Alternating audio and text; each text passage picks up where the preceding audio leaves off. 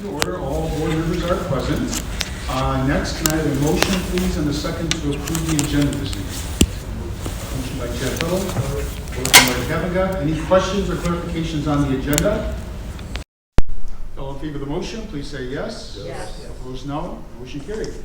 Okay, next we move on to discussion items, and our one discussion item this evening is Open Meeting Act training.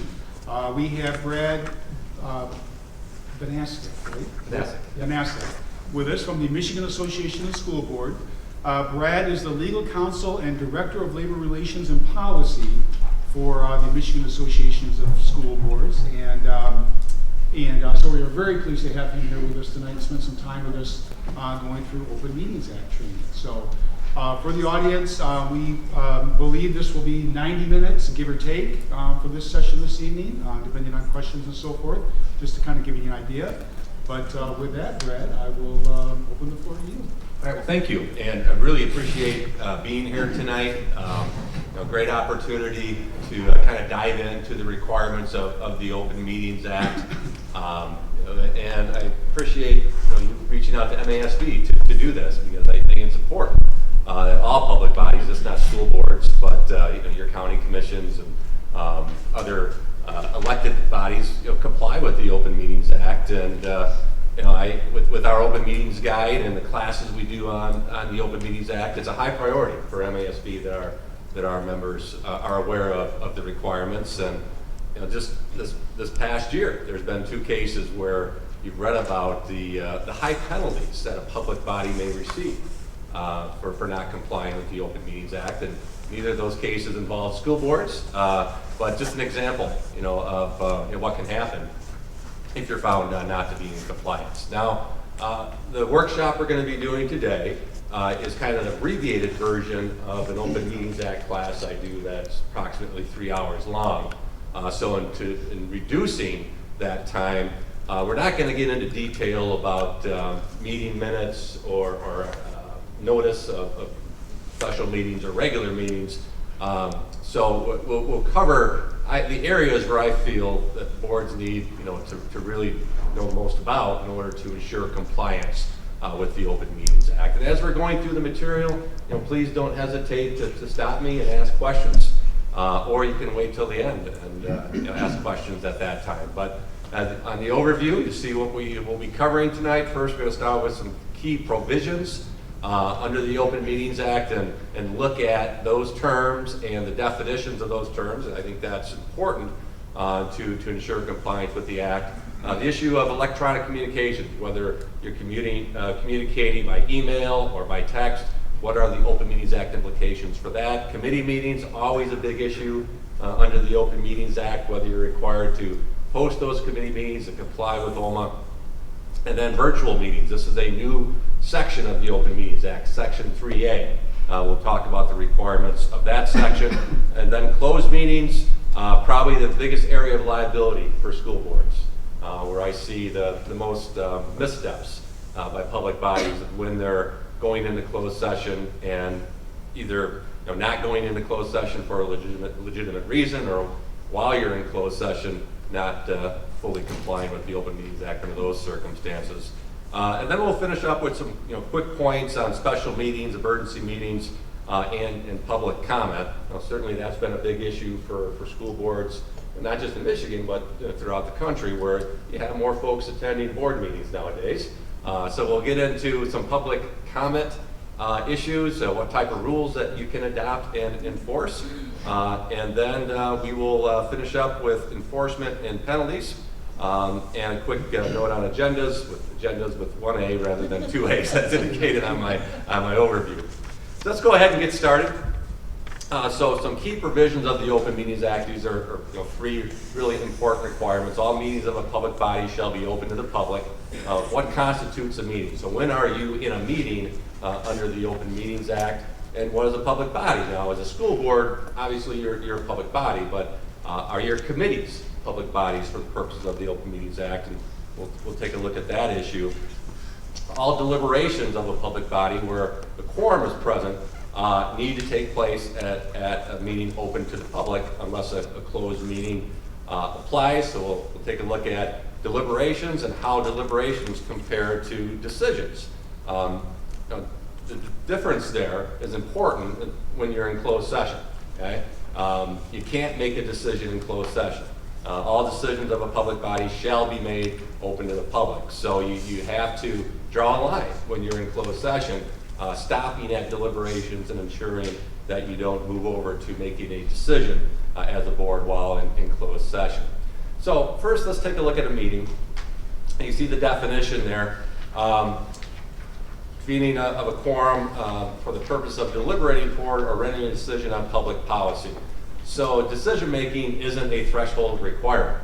It's when you have a quorum of the board deliberating. So as tonight, this has been noticed as a workshop. Thus, that's why we're holding this open to the public. Workshops are still public meetings under the Open Meetings Act, as are retreats, committee of the whole, study sessions, and other similar discussion-only gatherings. Still need to comply with all the requirements of OMA. Now, while the definition emphasizes a quorum being present, there are situations where you may not have a quorum present, and you could still have a meeting as defined under the Open Meetings Act. That's called splintering the quorum or creating a constructive quorum. It's when you have discussions between less than a quorum at one point, but then these discussions are communicated to other board members, so the total number deliberating, constitutes a quorum. Now, I know that may be a kind of a difficult concept to wrap your arms around, so let's kind of take a look at a few cases that illustrate it. So this is a Court of Appeals case from 2008. You had two commissioners engaging in 3 separate private get-togethers with other commissioners. So at no point was there a quorum present in any of those mini meetings. And the city attorney challenged these meetings because it was at these meetings where the commissioners deliberated on terminating the city attorney. And if you're going to follow one rule, if you're going to terminate your city attorney, you want to make sure you comply with the Open Meetings Act. So the commissioners engaged in these sub-quorum discussions with the intent to circumvent the Open Meetings Act, and the purposes of the meeting was to deliberate on the city attorney's employment.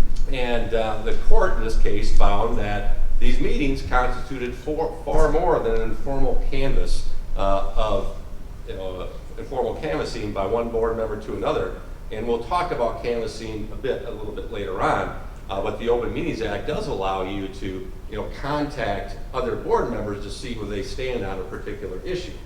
But what it doesn't allow you to do is what's illustrated here.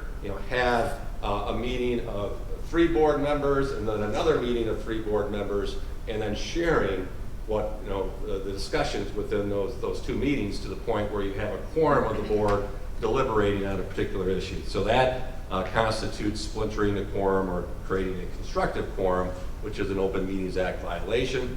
And then this case here, this was reported by the media, and this actually was a school board in this situation, where you had employees requesting to meet with members of a 7-member school board. The meeting began with just 3 members. So kind of a bad situation to begin with. From a governance perspective, the board members should not be meeting directly, with the employees, not the administration being present.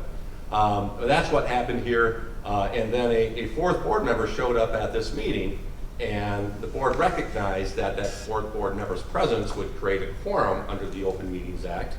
So they came up with the idea of a tag team meeting, where that 4th board member waited outside 15 minutes and then came in, and then another board member left. So they had a rotation of a board member coming and going during the meeting time, so that a quorum wasn't present at any one time.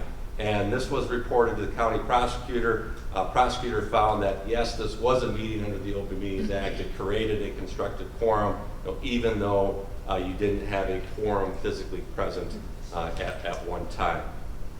So that is the concept of a constructive quorum, or splintering the quorum situation, where you could step over that line of having a public meeting and not posting it and not complying with the Open Meetings Act, which would lead to a violation of the act. So any questions on that issue? Just a what if, I don't know if the city would have followed the same rules as a board, but could they have, since it was an employee situation, could they or should they have then instead just have a closed session of an open meeting? Yes, they could have, but in this case, they kind of wanted to do it secretively, without the city attorney knowing that they were having these deliberations.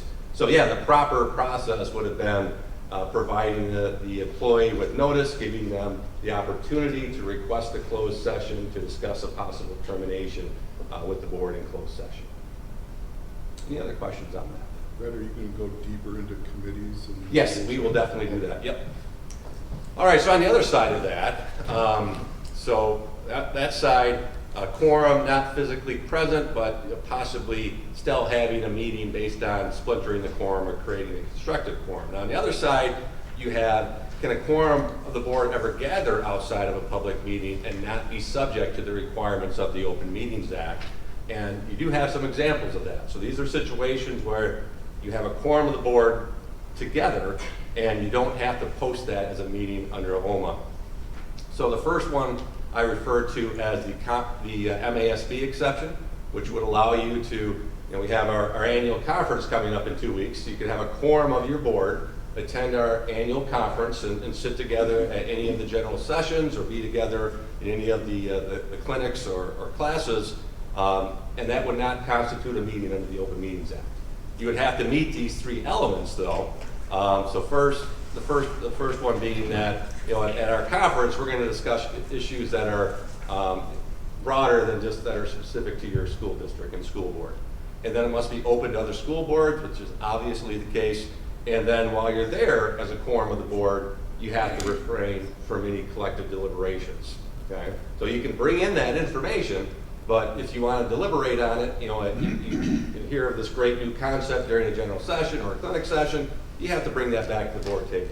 And then you would deliberate on that at a public meeting. And it's the second one here, the second element, why we're in public session today.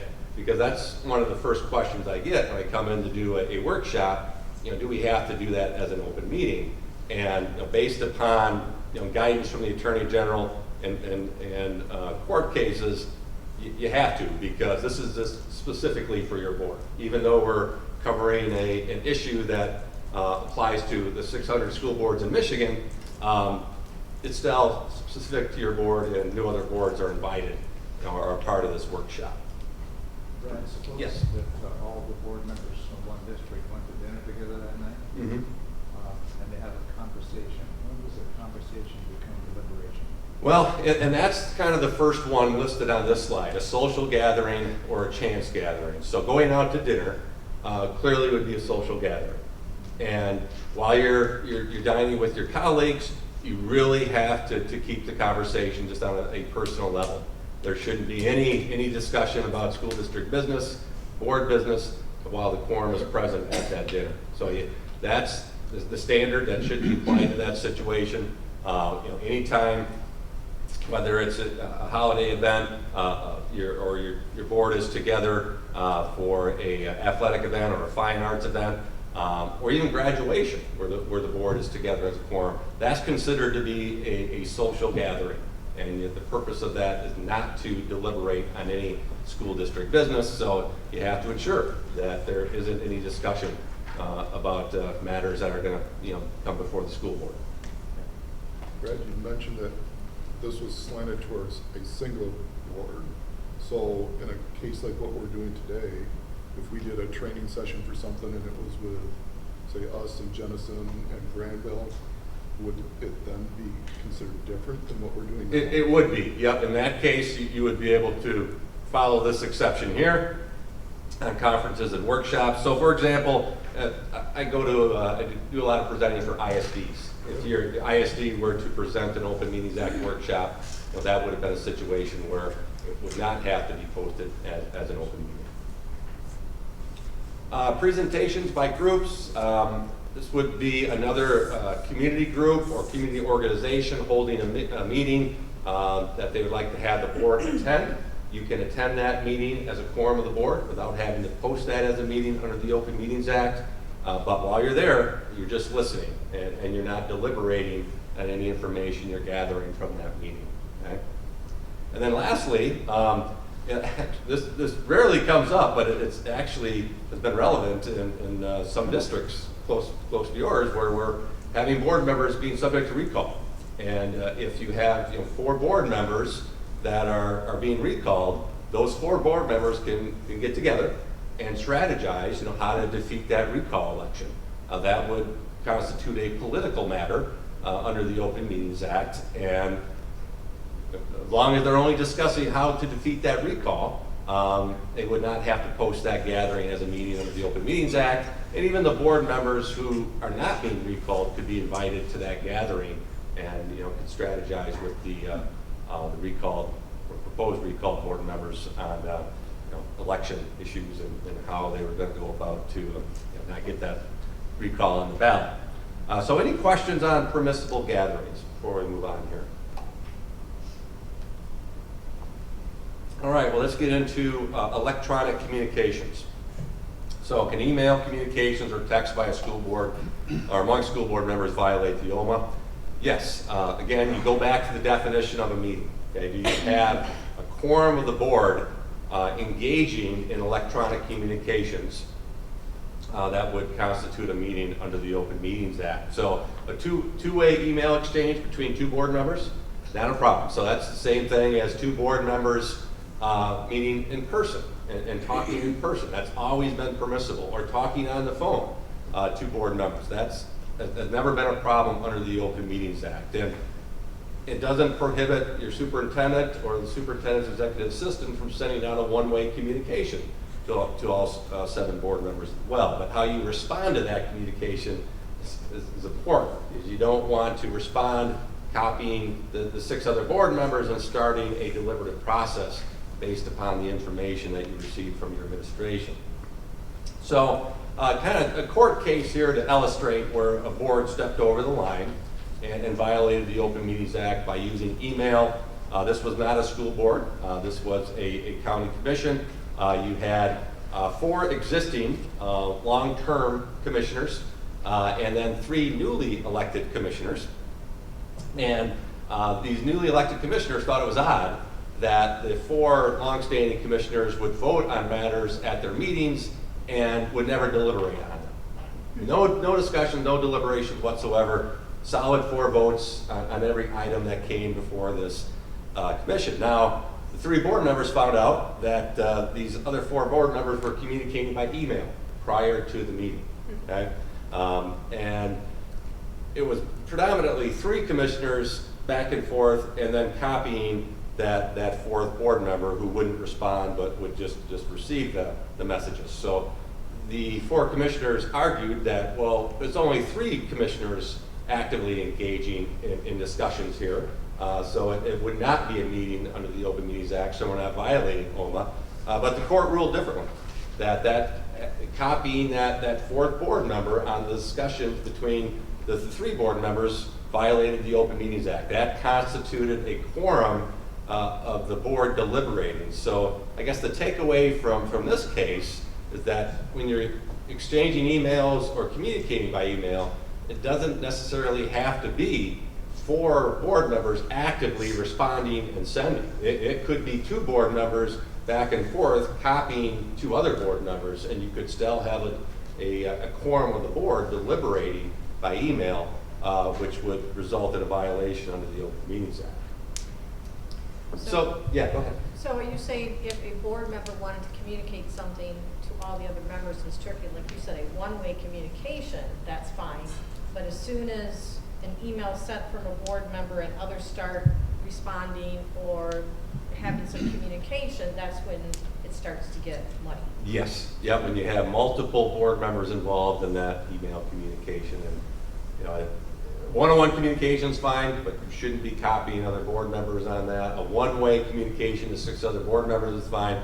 But when you do that, you may want to consider using blind copies. And that's part of my email best practices here. The first one's pretty obvious. Never use the reply all button. When you get a communication from a board member and it's sent to the whole board. Avoid the sequential communications. That's when you have a chain of emails. That's like electronic splintering a quorum or electronic constructive quorum. But the blind copies, I'm not going to say that is a guaranteed way to avoid any type of violations when having email communications, but it's a good approach to use. So if you have maybe 6 messages sent and all are blind copies to the board discussing the same topic, I think at some point you're likely going to have a quorum of the board deliberating electronically. But if it's, you want to send out a one-way communication and you're worried about someone hitting reply all, then use your blind copy as an option.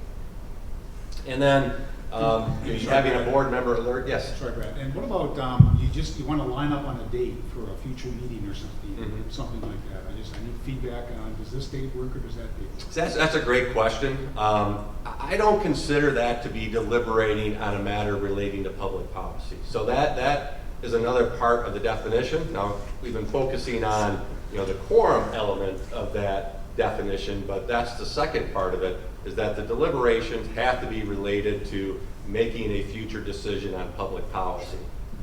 Trying to determine when to have a meeting or just checking on the calendars of your colleagues, to me, that's not deliberating toward a decision on public policy, so that would be permissible. Brad, do you mainly mean use blind copying when you're initiating that first email? Or are you saying that if we got an email from one of us to the rest of the group that we should? I think it's probably the best practice is if you want to send an email to the entire board, you send it to the board president, and then you blind copy the 5 other board members. So I see it as an initial, kind of best practice when you're sending an initial email. And then you have this board member alert. This is just something that I think is a good idea. It serves as a memory device for your colleagues on the board that, okay, I shouldn't forward this or I shouldn't copy folks on this reply, just to keep them aware that there are Open Meetings Act implications when you're sending and responding emails. Texting during meetings, this is guidance from the Attorney General, and this guidance has been in existence for a while here. In the Open Meetings Act handbook, and it's not based on any case, but so it's more of legal analysis of how a court might rule, and this isn't a published decision, but the Office of the Attorney General has determined that even if it's a one-way communication during a board meeting, if you're texting or emailing another board member, that is kind of a secret deliberation. And the Open Meetings Act requires that all deliberations during a public meeting must be public unless a closed meeting exception applies. So in essence, you're having a closed communication there that should be, and it's not subject to a closed meeting exception. So that's how the Attorney General arrives at this would likely be a violation of the Open Meetings Act, even though it wouldn't involve a quorum of the board in the text. What if it's about something which doesn't relate to the board business? Say if I had a message from my wife, I need to leave early, and I wanted to text the president of the board saying I need to leave early, is that a hard problem? It would not be. So again, I think it would have to be a comment that is tied to the deliberations that the board is currently engaged in. But if it's like a personal message, no, that wouldn't be a problem. And then Open Meetings Act and social media. So there's a risk there as well. So if a board member is actively engaged in social media and likes to post about board meetings and board issues and has other board members that are part of that social media network, you have to be careful. Because if you have 4 board members deliberating via social media on school district matters, then you have the definition of a meeting. So, same analysis that applies to email and texting would apply to social media as well. All right, well, let's jump into the committee issue then. So again, still looking at the issue of what constitutes a public body. So if a school board empowers a committee to perform a governmental function on its behalf, that committee becomes a public body for the purposes of the Open Meetings Act. And when an entity is a public body, that's when all the requirements of the Open Meetings Act apply. So that committee has to be empowered, authorized to act on matters that the board would traditionally vote and decide on. However, if a committee is just limited to gathering information and not making any decisions on behalf of the board, that committee is not subject to the Open Meetings Act. And we'll get to some examples here in a minute, but these are the Open Meetings Act requirements I referred to. When a committee is a public body, so you cross that threshold to being a public body, you follow the same requirements as the full board would follow. You post your public meetings. Those meetings are open to the public, have to allow public comment, have to take minutes, but then all your decisions have to be in open session. So let's take a look at how the courts have analyzed that issue of whether a committee is performing a governmental function, which makes it a public body under the Open Meetings Act. So this is kind of the case that started it all. So you see way back to 1993, the University of Michigan was searching for a new president, and it appointed a single regent as the chair of the search committee, and then that regent created several subcommittees to assist with the search. And the chair was given a lot of authority by the Board of Regents. And you can see had 250 candidates, narrowed that pool down to 70.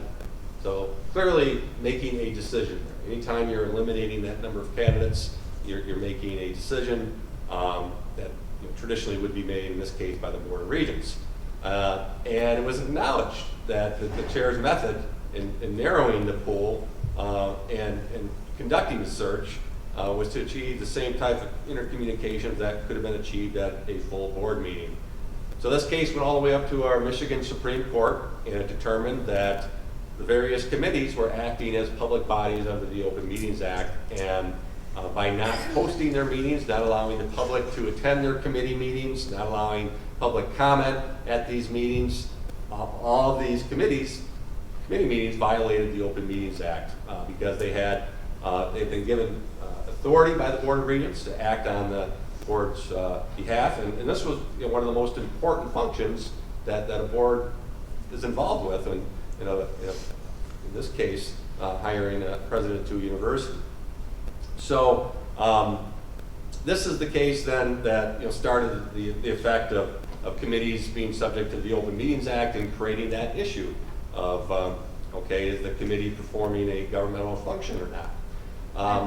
Yes. Does it matter whether it's a quorum in the committee or not? Quorum of the board? Yeah, I'm sorry, yes. It does not. Okay. So all of these cases involve a sub-quorum committee. So a 7-member board, you'd only have 3 or less board members serving on a committee in these situations. So another issue or another fact pattern that was addressed by the Attorney General, and this was after the Booth case, you had a Board of Education that created an advisory committee to study academic standards and athletic participation. So essentially it was looking at the district's current policy, and whether it would go beyond the eligibility requirements that have been set by the Michigan High School Athletic Association. And what's significant here is that the committee was charged with to gather information and review the existing district policy and then make a recommendation to the board regarding eligibility standards for athletes. The committee was not given any authority to alter the existing policy or create a new policy. And that any of those decisions would have to be made by the full board. So in this case, the committee had no authority to make a decision on behalf of the board. And as a result of that, the Attorney General ruled that the committee or the board did not violate the Open Meetings Act by having private committee meetings, to study the eligibility standards for the district's athletes. And it looked at the Booth decision and decided that it wasn't applicable because there was no authority delegated to the committee in this case. It couldn't change a policy. It was only gathering information maybe looking at surrounding school districts, what other districts have adopted as an eligibility standard, and then based upon that, or obviously looking at their own data, and making a recommendation back to the board. And it was up to the board to make a change in policy on the eligibility standards. So since the committee was only capable of making a recommendation, it was not exercising governmental authority, and thus those committee meetings were not subject to the Open Meetings Act. Another case that goes the other way, so what I've done here, I've given you 4 cases and 2 on each side, okay? And 2 where the committee is a public body and 2 when it's not. And this involved a city council here, but a school district was indirectly involved because the East Lansing Public School System sold its old high school to the city of East Lansing. And like many old high schools, it was set right in a neighborhood, okay? So as you can imagine, the folks in that neighborhood were concerned about what was going to be done with this old high school building. So they wanted to be involved to determine, what the city was going to do with it. And the city created a special committee to look at developing a community center out of the old high school. And you can see what the committee was charged to do: interview and recommend architects, construction managers, term and tenancy guidelines, oversee the design of the interior. So all that was performed within a number of committee meetings, 19 meetings to be exact, and only 3 of those committee meetings were open to the public. So the city was sued, and the Court of Appeals found for the community members in this case, claiming that the committee was performing a governmental function by making decisions on all those issues that were listed in the previous slide. And even though those were arguably operational matters and administrative functions, the court still concluded that it was a public body because it received its authority from the city council to make decisions on those particular issues. So lastly, another committee case involving a school district, and here you had the Community School District of Detroit, and they were searching for a new superintendent, and they created a committee to review search firms. And the committee vetted all the search firms, gathered all the information, and then made a recommendation to the full board on a particular firm. The board accepted that recommendation without objection and entered into a contract with that particular firm. It was alleged that the committee violated the Open Meetings Act by not holding any of those committee meetings open to the public. This committee never felt that that committee was authorized to make a decision by eliminating a pool of search firms down to 1 and then making a recommendation to the full board.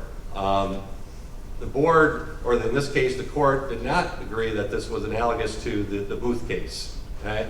Because the full board still had the ability to reject a recommendation, and it had the information that it received from the committee, so it could have done that.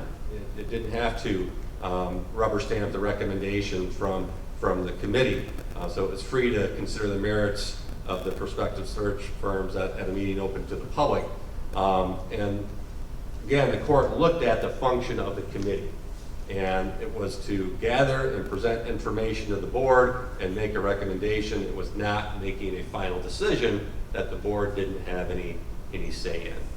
So that's kind of a rundown of the issue of committees and how committees may be subject to the Open Meetings Act, and I've given you 4 cases as examples on both sides of the issue. So do you have any questions on the information presented?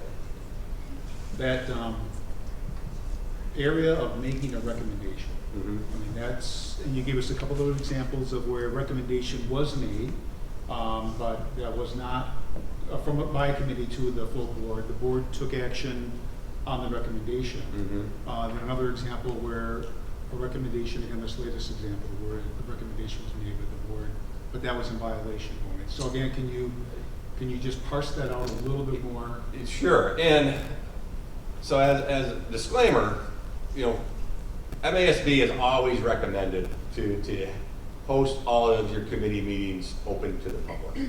Okay, that's always been our standard guidance best practice, because this analysis is difficult. Okay? And I don't know if it's a great practice to be analyzing every committee and every committee meeting to determine whether that committee is open to the public or not. But I understand that in some cases, yeah, you wish not to have a committee that's subject, to the Open Meetings Act requirement, and that makes sense on another, different circumstances. So I guess, to try to even give a more, detailed, guidance on that, is I would go back to the authorization that the committee has. Okay, so I wouldn't focus too much on the recommendation, but is that committee authorized to make a decision? And then it's possible then that recommendation, could be, or there could be a decision within that recommendation that, the board doesn't have an opportunity to make, such as eliminating candidates from a candidate pool that the board had no idea even applied, for that position. So let's say you have a vacancy on your school board, and you appoint a committee to vet 25 candidates for that vacancy, and they bring back five finalists as recommendations. If the full board never gets to see the other 20 candidates and never gets to vote on those other 20 candidates, clearly that committee has made a decision on behalf of the board. So hopefully that gives you a little bit more guidance on it. I'm good with it. So it seems like the pivotal difference is if all options that were considered are brought forward to the board, even if they've been set aside, as long as the board knew what all the options were, that it's... Yeah, so all those options are on the table for the board when they're making a decision on the recommendation. So maybe another example I could provide would be a policy committee.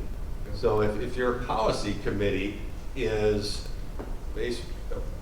amending a policy and has eliminated options, and the board had no idea that those options were on the table, and then this final policy is offered to the board, arguably, the committee has made a decision with that recommendation.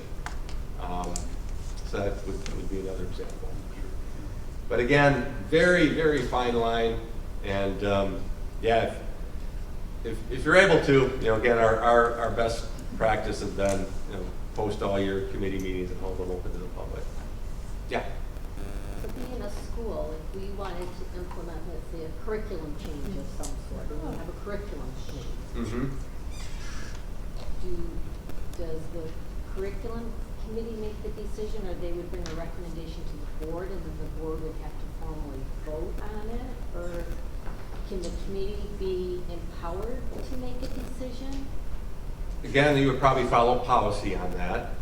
Your policy may specifically authorize only the board to make a final decision on that.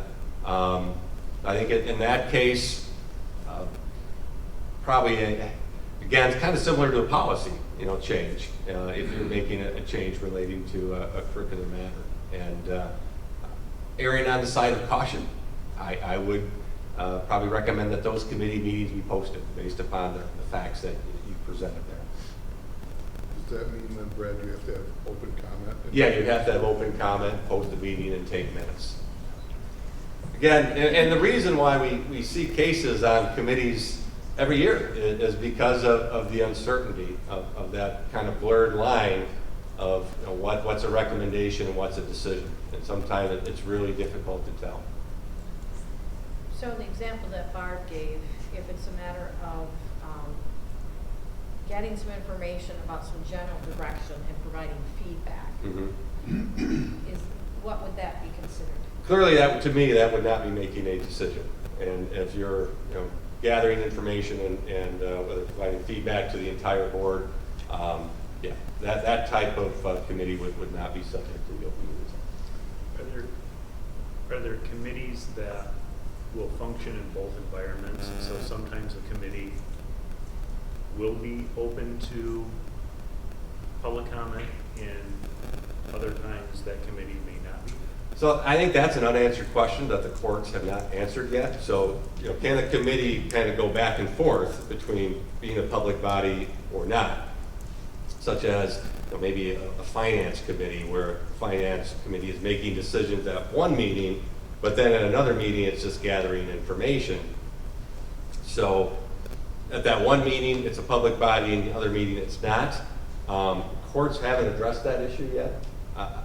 Just from a risk management perspective, I would not recommend having a committee kind of go in and out of Open Meetings Act compliance. I think you would want to make, determine that, that committee just gathering information. It's never going to make a decision on behalf of the board, so we don't have to worry about, posting those committee meetings as an open meeting. On the other hand, we have this committee over here where it does have some authority granted to it by the board, and it may be making a decision. Thus, we're going to post all these committee meetings as open meetings. Does there always have to be alternatives? I mean, can an administrator bring a recommendation for, let's say, a policy or a program without giving alternatives? The committee then says that sounds good to us. That's making a recommendation to the board.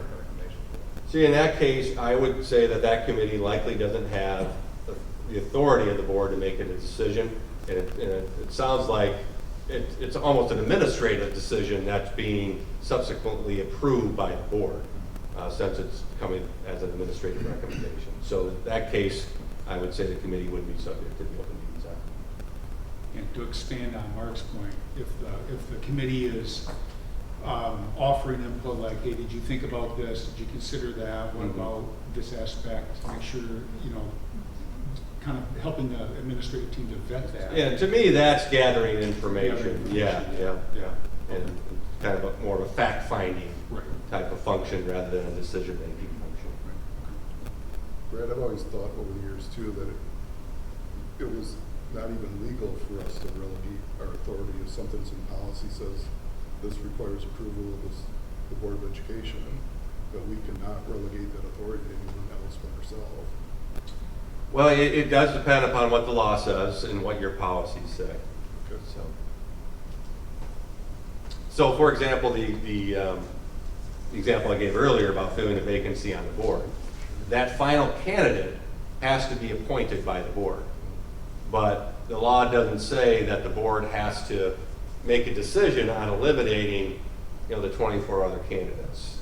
But if our policy said that the board has to make the decision on vetting all candidates. Yeah, I mean, some policies even say you have to interview Yep. all 25 candidates. And in that case, the committee wouldn't even be in play probably. Okay.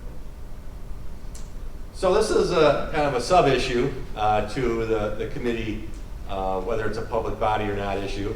So let's say you are posting all your committee meetings, and it includes less than a quorum of the board. Can a fourth board member show up at that committee meeting?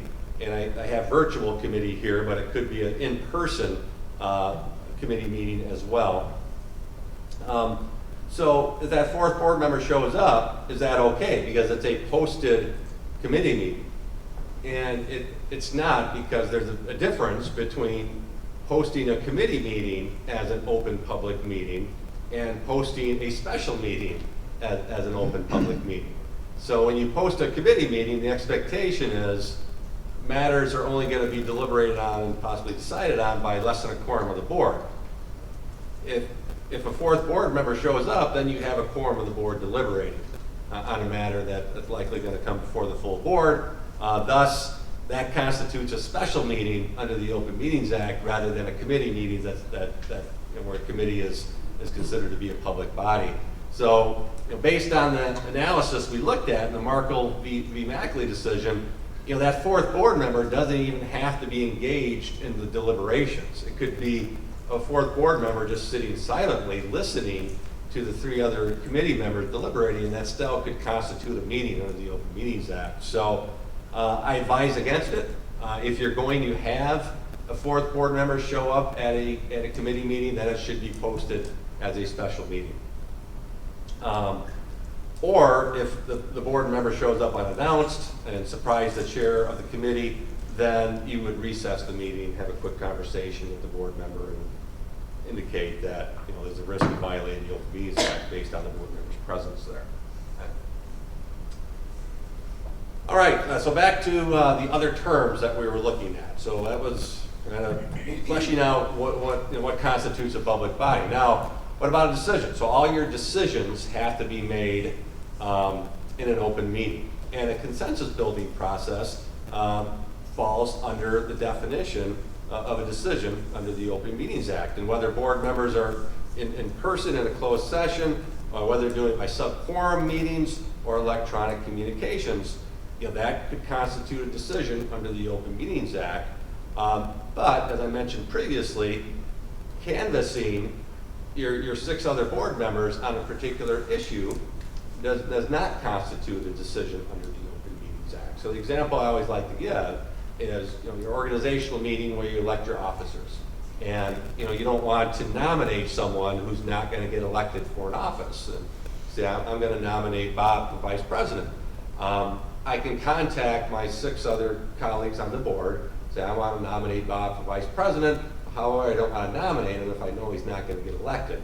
So I can count my votes by canvassing the 6 other board members, and that's fine. That's upheld by the Court of Appeals decision here. But what you can't do is share the information along the way. After you talk to the first board member, you can't tell the second board member, well, this other board member supports my nomination, so I just need 2 more votes in order to get Bob elected as vice president. That would be splintering the quorum if you did that. But if you just keep those communications on a one-on-one basis, canvassing is permissible. And then another kind of interpretation of a decision is that it must be done in a way where the folks in the audience know how you're voting as a board and on an individual basis as a board member, and someone reading the minutes knows how each board member has voted on a matter. Now, if all your votes are unanimous votes, it's kind of easy to tell how each board member is voting. But if it's a 5-2 or 4-3 vote, it should be clear to the people attending the meeting how each board member voted, and then that would have to be documented as such in the minutes as well. So what that means is you can't have any secret ballots. Okay? Under no circumstances can you have a secret ballot which would hide a vote from the public, and it wouldn't be recorded in the minutes. Any question on that issue? And an ancillary question, how about an abstention? If a board member wants to abstain for a vote, does it have to be for a clear conflict of interest? Because I've always thought board members are required to vote. Yeah, and I agree with you. Now, you have legal conflicts of interest that mandate an abstention and a disclosure of that conflict, or mandate an abstention from voting, then a disclosure of that conflict that requires the abstention. And those are covered by law. So the classic example is you have a board member that is married to a teacher. The teacher's collective bargaining agreement is before the board for ratification. That board member has to disclose, due to my familial conflict, I am unable to vote on this collective bargaining agreement. Then it has to pass by a 6-0 vote or a 5-1 vote under those circumstances, or a 4-2 vote. That's a legal conflict. You have ethical conflicts as well. Ethical conflicts are not covered by the law. I define an ethical conflict as you have a personal matter that affects how you're going to be voting, and you may not be voting in the best interest of the school district or the board. You may be voting to further that personal interest. And if that's the case, yeah, you should abstain for ethical reasons. Okay? And there's nothing in the law that states you have to give the reason why you're abstaining for ethical reasons. You can simply say, I'm abstaining due to an ethical conflict of interest. Outside of those examples, I would say yes, board members should vote. I get the question, okay, if I wasn't at a meeting, should I be voting on approving the minutes? And I say yes. There's nothing in the Open Meetings Act, nothing in Robert's Rules of Order that says a board member should abstain from voting on minutes when that board member wasn't present at the meeting that the minutes are documenting. As I mentioned, it's important to distinguish between decisions and deliberations when you're in closed session.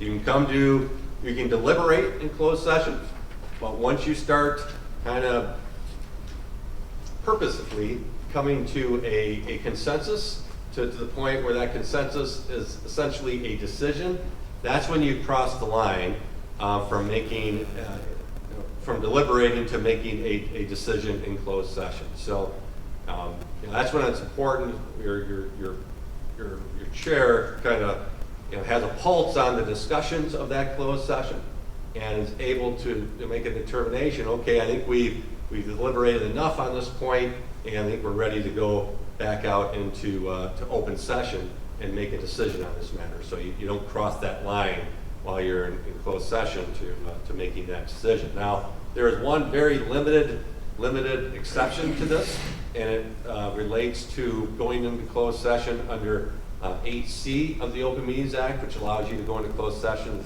discuss strategy relating to negotiations. And in this case, a board was in closed session, and they came to an informal vote on closed session on where they wanted to stand on a particular bargainable issue that the administration was bargaining on with the district's union. And they did a show of hands, okay, where do we stand on this issue? And that was claimed to be a decision in closed session in violation of the Open Meetings Act, so a claim was filed against the board in that case.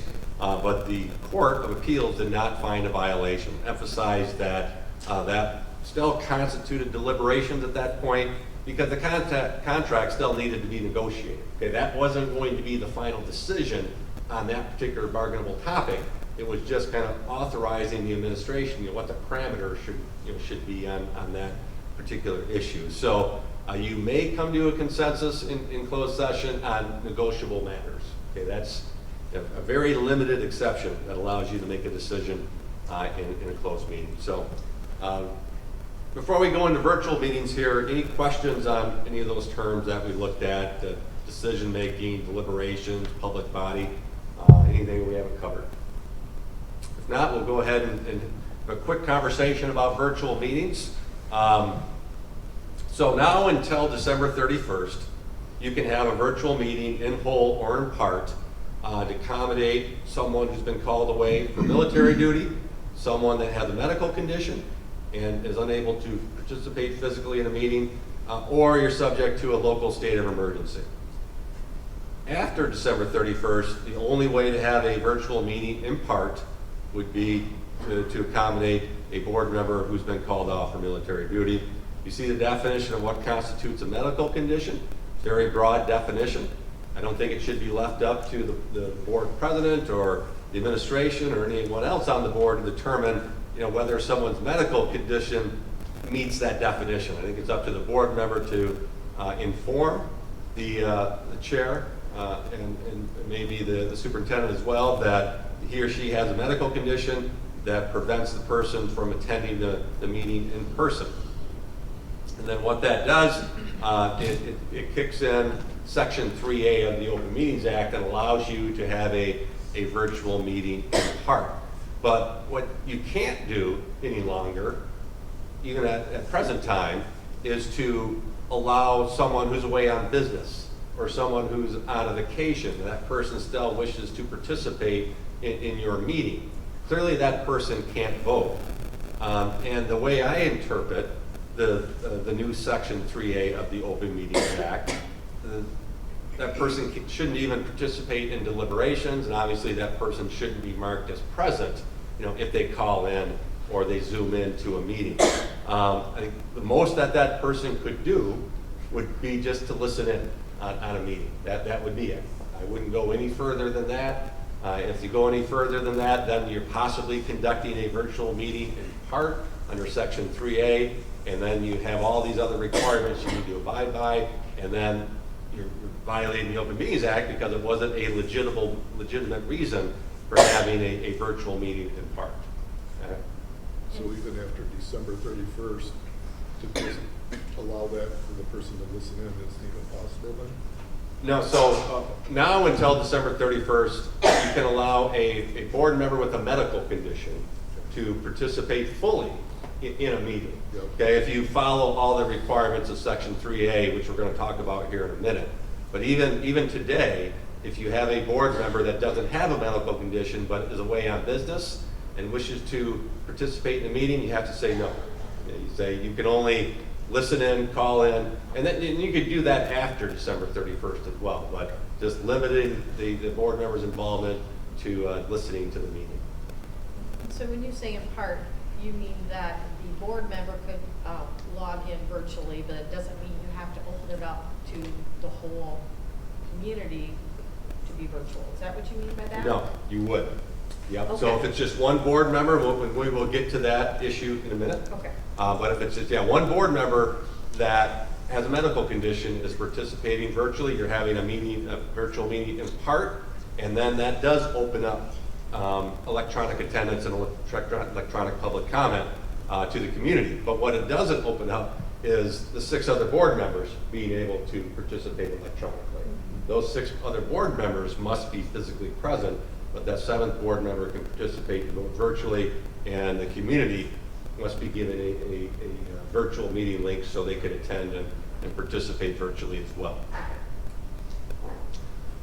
So meeting procedures that apply to that, if you have a medical condition, you would have to announce at the beginning of the meeting your location by stating the county, city, or village and state, and that has to be documented in the minutes for the person who is participating in that meeting virtually in part.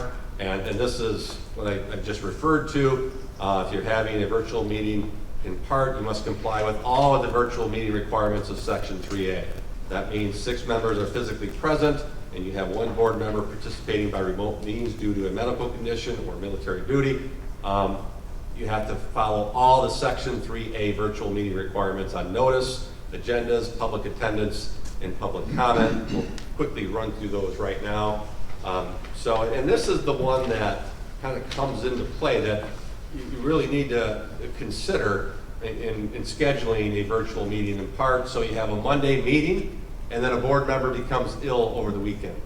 And your administration gets a call Monday morning that from a board member, I'm sick, I still wish to attend Monday's meeting, but I can't be there in person, so I'd like to participate virtually. So you have to have an 18-hour notice for having a virtual meeting in part. And in that case, you can't meet that 18 hours notice. So under those circumstances, even though that board member would like to take advantage of Section 3A of the Open Meetings Act and attend that meeting virtually, the board member can't, because you can't achieve that 18 hours notice. And that's an additional notice than what you have posted at your administrative offices and on your website. This has to be a notice of virtual meeting in part, and it gives your community the link to that virtual meeting. And that has to be posted 18 hours prior to the meeting being called to order. And you can see other elements of that notice. It had mentioned it has to include the link, how members may contact members of the board who are participating virtually to ask questions about any business that will be before the board, and then you would have to have a provision on accommodating someone who may have a disability that prevents him or her from attending or participating in the meeting. In most cases, you're not required to have an agenda under the Open Meetings Act. And quickly cover that in a later slide. But if you're having a virtual meeting and an agenda exists, you have to post that agenda 2 hours before the meeting begins on your website. The website, this portion must be fully accessible, but you're not locked into that agenda. Okay? Notice you approved your agenda prior to, or right when the meeting was called to order tonight. If the agenda was posted 2 hours before the meeting, you could have still amended the agenda when you were approving it before taking on your discussion items and your action items. So virtual public comment. So again, this would be just one board member participating virtually. and that allows your community to participate in the meeting virtually and engage in public comment by virtual means as well. So you would have to have a virtual meeting that allows for two-way communications during public comment. Now, it would only have to be during public comment where you'd have to have the two-way communications. You could eliminate that during the rest of the meeting, but during public comment, you'd have to have the two-way virtual communications, and you could have a mechanism for signing up for participating in public comment that would allow someone to address the board, and that would be a required element of addressing the board, having them sign up in advance. And then you can use technology to have typed comments submitted to the board during the meeting. So this would actually be a substitute for your real-time public comment that would have to be done virtually. Some boards have done this, others, and it really hasn't gone over well. It's something that I don't recommend. I think if you're having a virtual meeting, you would just likely allow the real-time virtual comment, but if you wanted to go with this alternate option, you could require folks to submit written comments during the meeting that would constitute the opportunity to address the board. So any questions on virtual meetings before we get into closed meetings? All right, check on time here.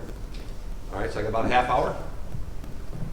Or as much as you need. Oh, okay, all right. We might run a little bit over 7:30, but That's we're fine. doing pretty good on time right now. So these are the top 5 closed meeting violations that I have seen public bodies make over my 24 and a half years at MASB.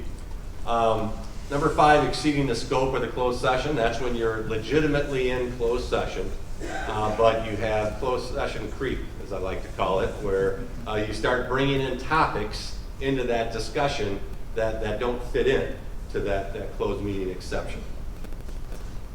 Discussing an oral legal opinion from your legal counsel without a pending lawsuit. As we'll find out in a bit, you can go into closed session to discuss a written opinion from district legal counsel, but it has to be in writing, whether it's an email from legal counsel or an actual Word document that's been emailed or a physical document that's been put in the mail. It has to be a written opinion from legal counsel in order to be discussed in closed session. So it can't be an oral opinion, where your board chair has talked to district legal counsel and the chair says, okay, I'm going to relay that to our board in closed session, and so we're going to have a closed session to discuss it. No, it has to be in writing. It can't be an oral opinion. Is that because of the potential for there to be a misrepresentation of the legal opinion? Now, it's actually based on it's Section 8H of the Open Meetings Act, which states you can go into closed session to discuss documents that are protected from public disclosure by another law. So under the Freedom of Information Act, it states that a written document from a client's legal counsel is not subject to disclosure under FOIA. Because that document, which is a written document under FOIA, is not subject to public disclosure, it allows you to take that into closed session for the purpose of discussing it. So that's why it has to be written, because if it wasn't written, it wouldn't be subject to FOIA. Citing personnel matters as a reason for calling a closed meeting. Now, there are a number of personnel reasons for going into closed session, but you have to be specific as far as identifying those reasons for going into closed session. You just simply can't say personnel matters, and we'll take a look at what those personnel matters are in a minute. Discussing individual administrative contracts. This is one where a number of boards trip over. They read Section 8C of the Open Meetings Act that says you can go into closed session to discuss negotiations of a collective bargaining agreement. So the natural thought is, well, if it covers a collective bargaining agreement, it must cover individual contracts as well. It doesn't. Courts interpret these closed meeting exceptions very, very literally and narrowly. And it says collective bargaining agreement, that means it doesn't cover individual contracts, only covers CBAs. And then lastly is the one we've already talked about, making a decision in closed session where a board just says, okay, I think we all know where we stand on this issue, but show of hands, how are we going to vote in open session? We want to make sure we're all on the same page. I don't want this to be a split issue, so let's see if we can come to an agreement. How are we going to vote? In that case, you're making a decision in closed session, and you cross the line from deliberating to just making a decision. Brad, I would assume that even coming to a decision on what you might put forth to vote, as far as, If you're putting that out there as opinion, I think you're okay. Okay. But it's when you have an individual that's trying to pull out the votes from different people to see, whether we have enough votes to go out in open session or not. To me, that's when you cross the line. But if it's just 7 board members, they're deliberating, and someone expresses opinion, this is why I'm voting yes, I think that would be okay. or even saying, this is what I think our motion should be coming out of closed session? I think when you're in closed session, you could structure a motion, because at that point, you don't know if that motion is going to pass, because you wouldn't be voting on it in closed session. How about consensus? So yeah, the courts have determined that coming to a consensus does cross that line. Now, I think one exception that I can think of is when you're in closed session conducting your superintendent's evaluation, and you're going through different rubrics, and you come to a consensus on the different rubrics within that evaluation.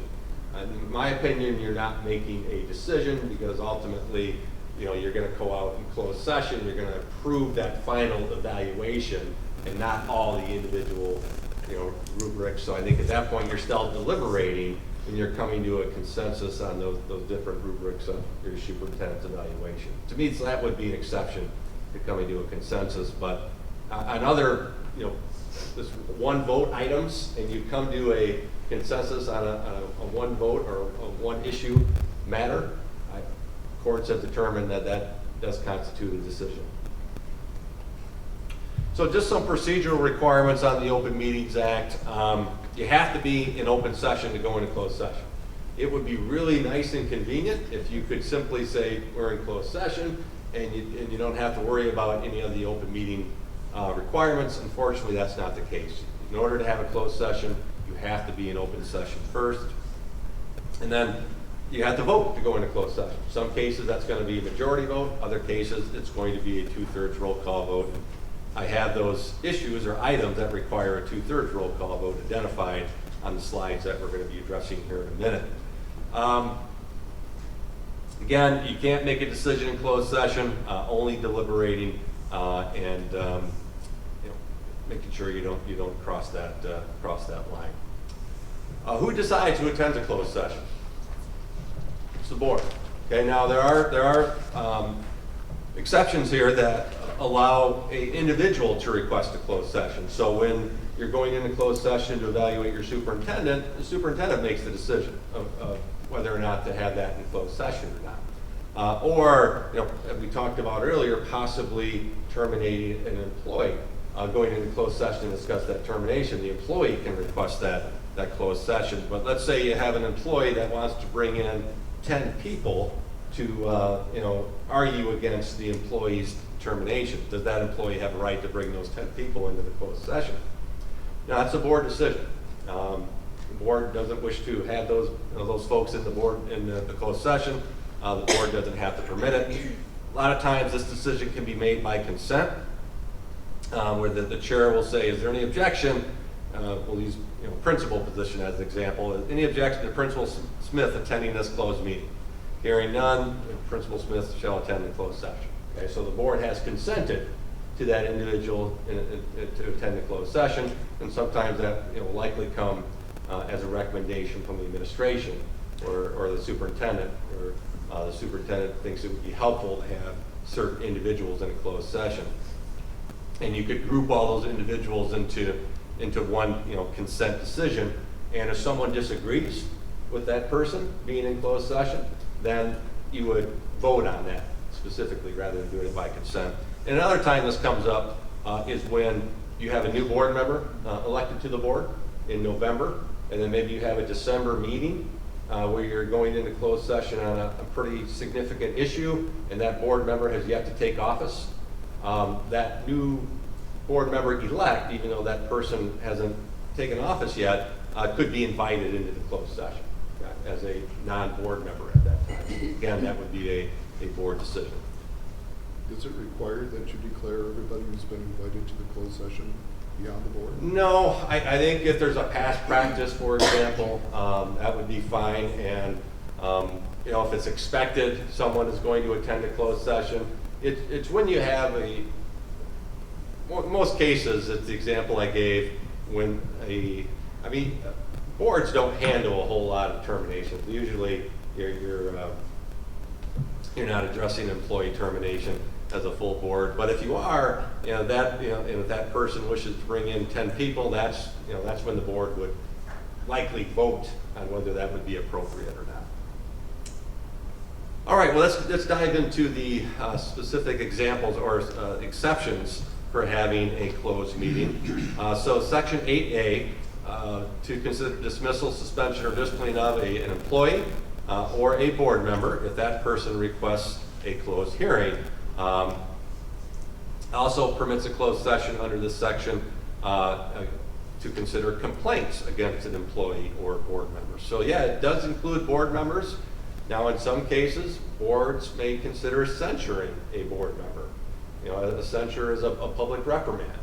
And if a board is considering doing that, that board member could request a closed session, and you could meet in closed session to discuss the merits of that possible censure.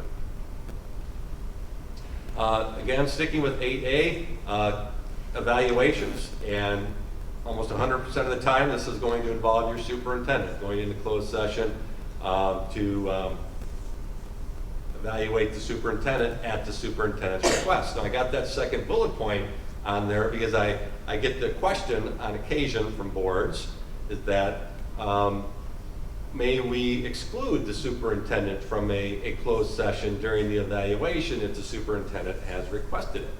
And going back to that slide a couple slides ago, yes, you may, because that's a board decision to determine who's in there or not. But the person requesting that closed session can actually rescind the closed session at any time.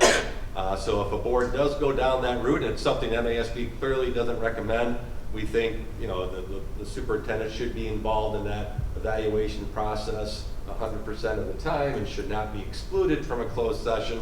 But in other districts where that has occurred, the superintendent could actually rescind that request for the closed session, and then that brings it back out in the open session, which clearly the superintendent has a right to be present at that open session deliberation. Clarification on that one. If the superintendent requests it and the board is discussing the evaluation in closed session, is the superintendent also allowed to be there, or yes? Yeah, traditionally that's the practice, and that comes up on the next slide as well. I'll go back to that one, but going into closed session for student discipline hearing.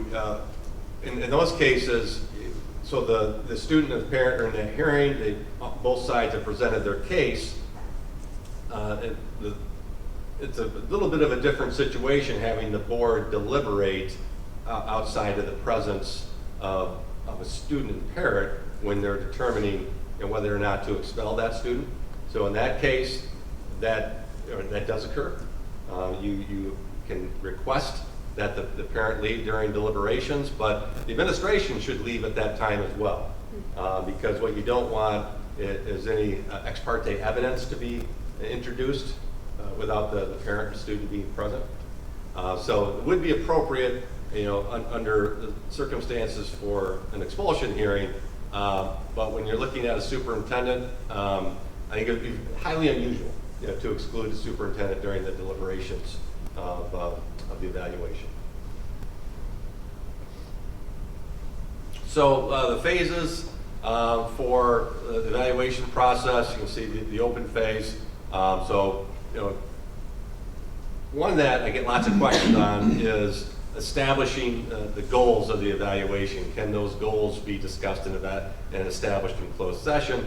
And in my opinion, they cannot be. To me, that's part of developing the evaluation, is the goals are tied to the evaluation, and the evaluation, has to be developed in open session. Only the process of applying to the evaluation to the performance of the superintendent, that's what can be discussed in closed session. And then adopting the evaluation after it has been discussed in closed session, it has to be done in open session, than any other related board action that are part of that evaluation would have to be done in open session as well. Yes? So would you be referring to the rubric that would be used in something like the MASD evaluation? That's what you're saying would be part of the open phase? So you would deliberate on those rubrics in closed session. Okay. But to determine, so when the evaluation law first came out, there were a number of different options as far as what instrument boards were going to use to evaluate their superintendent. You would have to make that decision in open session as far as what instrument you're going to use, and any deliberations associated with making that decision. That would have to be done in open session. So if we're using the MASD rubric, that would be done in open Yep. session. Yep. So exceeding the scope of the closed meeting, this again was one of my listed top 5 violations. So you just have to be careful that once you've completed the evaluation, you don't have the closed meeting creep where you're going into discussions about extending a contract for the superintendent, or increasing compensation, or making any type of contractual adjustments in closed session. That's not part of the evaluation process. As we discussed, you can't negotiate an individual contract in closed session. So back to section 8B, considering a student expulsion that comes before. Does your board do expulsions? Okay. Some boards have done, they don't? No? Okay. If they appeal. Okay, so just the appeals come to the board. So if you get an appeal, that can be discussed in closed session at the request of the parent. And then when you come back out into open session, you just need to ensure that you're protecting the privacy rights of the student. Under the Family Educational Rights and Privacy Act, you don't disclose any personally identifiable information that would make the student's identity easily traceable. Here's HC. I referred to this one earlier, allowing a board to go into closed session for strategy and negotiation purposes. You have to be engaged in negotiation, but if you have a settled contract and the administration is maybe trying to work out a letter of agreement with your union that would supplement your CBA, letter of agreement could be discussed in closed session as well. Again, this was the case we looked at earlier, going into closed session, relating to collective bargaining and being able to come to a consensus on a negotiable issue, and the court determined that that was not a decision for the purposes of the Open Meetings Act, because the issue still had to be negotiated between the union and the district's negotiating team.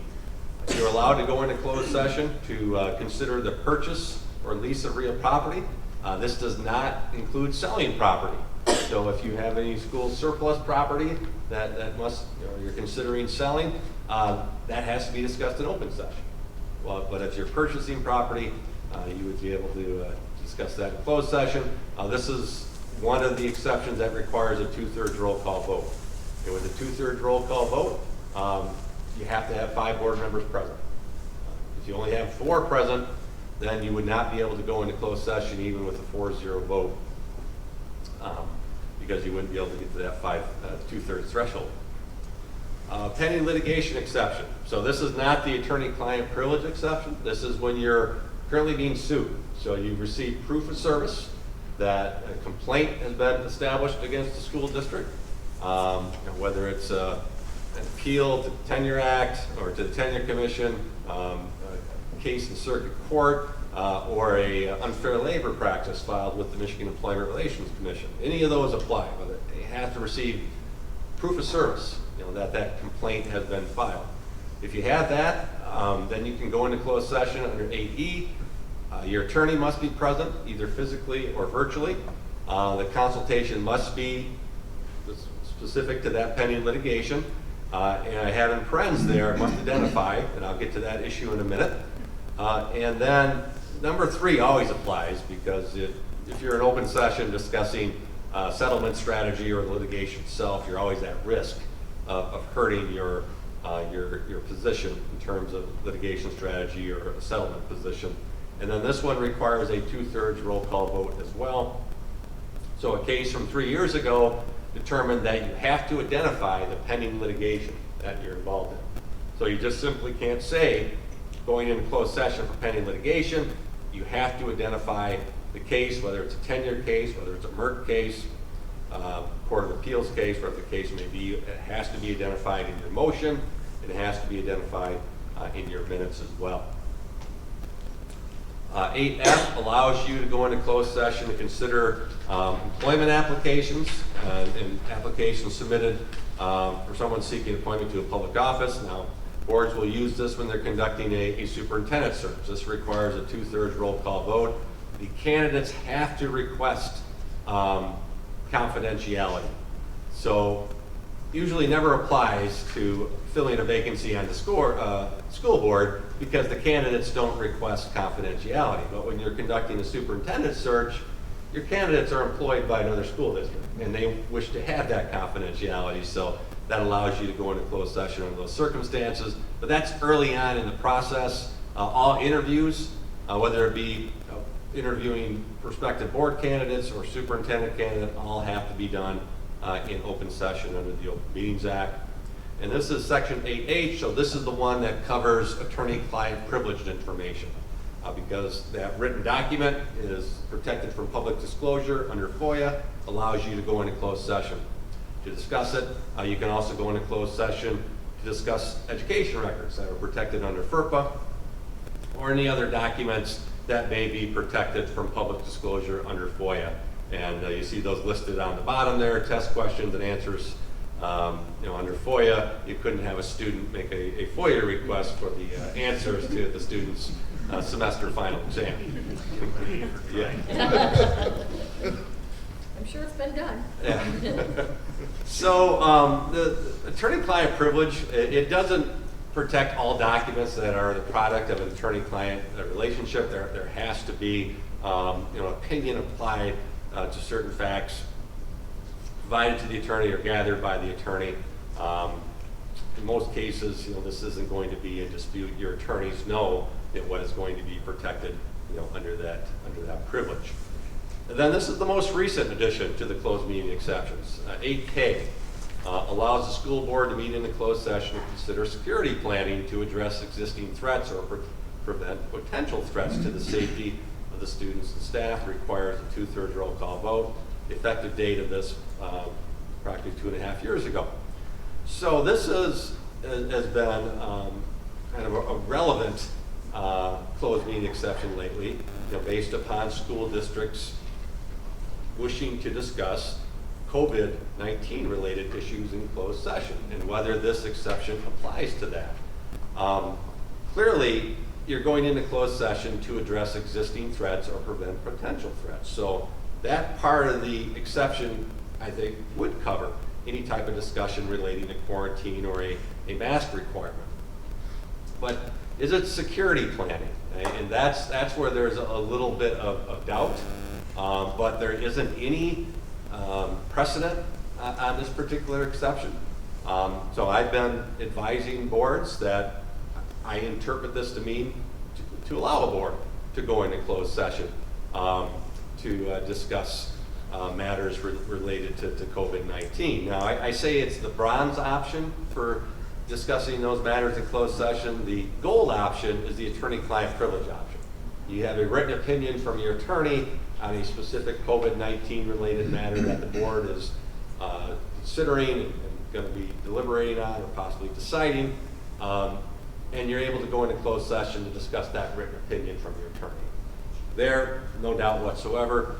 This one, we just don't know. I mean, it's a newer exception, so there could be a little bit of doubt, whether that would constitute security planning or not. But clearly, you are addressing the existing threat or trying to prevent a potential threat.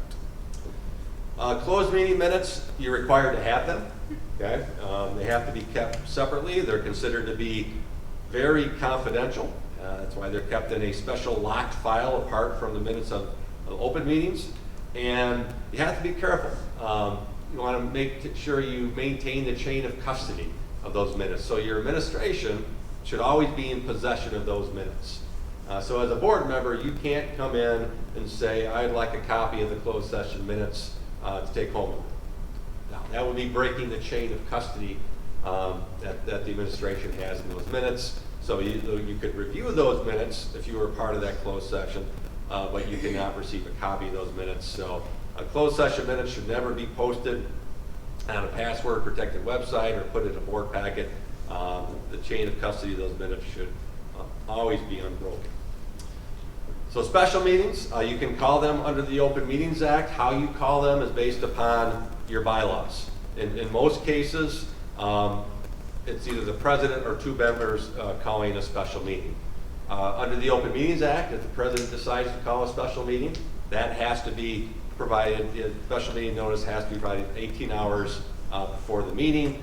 How much notice board members should receive of that special meeting varies based on your bylaws and how they get that notice. Okay, but under the Open Meetings Act, you have to have that notice posted 18 hours in advance of the meeting at your administrative offices and on your website. Notice this last point here, affidavit of service for the call of a meeting. That's kind of a document that the person who's responsible for posting your meetings and ensuring that the meetings are called properly would sign that. It would be notarized, and that provides proof that the district is complying with the notice requirements of the Open Meetings Act and complying with its bylaws in calling that special meeting as well. You're not required to give the reason for a special meeting when you post it, and the special meeting agenda does not have to be posted on that special meeting notice. And as I mentioned earlier, a lot of times your special meeting could be identified as workshops, study sessions, retreats, etc. Not a big fan of that. Now in this case, clearly you're having a workshop tonight, so it's okay to call it a workshop, but there are times when you may wish to act on an item at a special meeting that's been identified as a study session or workshop. And the Open Meetings Act doesn't prohibit that, but you may have a bylaw that has restrictive language. So just be aware of that possible issue. Emergency meetings, I don't want to spend too much time on this. This is more informational, but you are allowed to have an emergency meeting without giving notice to the public. Okay, but only when you're addressing a threat that is severe and imminent, and you have to call an emergency meeting without notice to address that threat. And if you didn't call the emergency meeting to address it, the threat could cause harm and damage to the school district. So very high standard for calling an emergency meeting.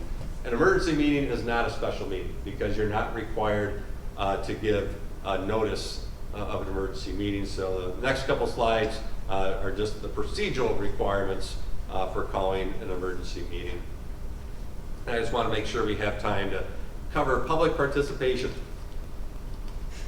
So public participation has changed over the last 3 years. This is a picture I found. This was the a medical marijuana licensing board when it existed. It no longer exists, but they were having a public meeting, and they had a participant who wanted to be engaged with the board through the window at that meeting location. So I thought that was an interesting public comment issue. And then this was 2021, when we were all having virtual meetings, and this is what you saw on your screen for public comment. And now, this is 2021.